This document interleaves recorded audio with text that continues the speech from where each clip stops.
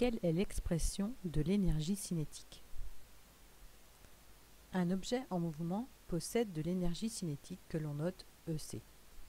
D'après les expériences de Galilée, nous savons maintenant qu'un objet tombe à la même vitesse, qu'il soit lourd ou léger. Une balle lancée d'une certaine hauteur laisse une empreinte sur le sable. C'est l'énergie cinétique acquise par la balle qui est la cause de cette empreinte lors de l'impact. En TP, nous avons fait une expérience avec des balles dans un bac à sable. Les balles ont le même diamètre. Les balles ont une masse différente. La balle 1 est une balle de ping-pong de petite masse. La balle 2 est une balle de golf de grande masse. On a pu conclure que la déformation dépend de la masse.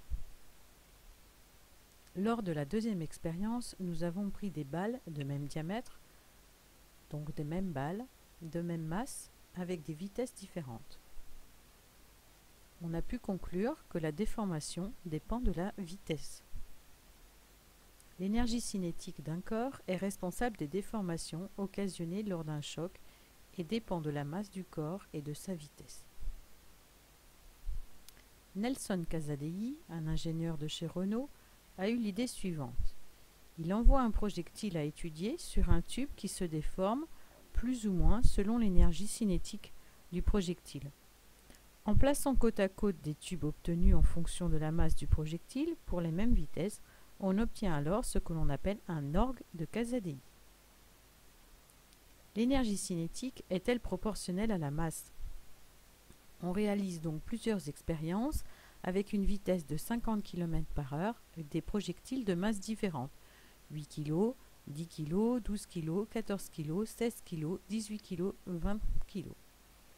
On trace ensuite la longueur enfoncée en fonction de la masse. La déformation est proportionnelle à la masse puisque l'on obtient une droite. On peut donc en conclure que l'énergie cinétique est proportionnelle à la masse. Ces trois propositions de formule montrent une proportionnalité par rapport à la masse. Ils pourraient convenir. L'énergie cinétique est-elle proportionnelle à la vitesse? Cette fois-ci, on prend des projectiles de même masse, 20 kg, que l'on envoie à des vitesses différentes, 30 km/h, 50 km/h, 60 km/h, 90 km/h, 110 km/h ou 130 km/h. D'après le graphique de la longueur enfoncée en fonction de la vitesse, on s'aperçoit que l'énergie cinétique n'est pas proportionnelle à la vitesse puisque l'on obtient une courbe. La formule EC égale 1/2 de mv ne convient pas puisqu'il n'y a pas proportionnalité par rapport à la vitesse. Si on choisit les vitesses de 30 km/h, 60 km/h et 90 km/h, on s'aperçoit que si la vitesse est doublée, la longueur enfoncée est multipliée par 4.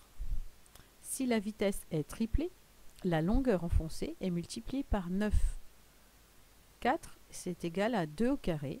3, c'est égal au carré est égal à 9. Donc l'expression de l'énergie cinétique qui convient est 1/2 de mv au carré.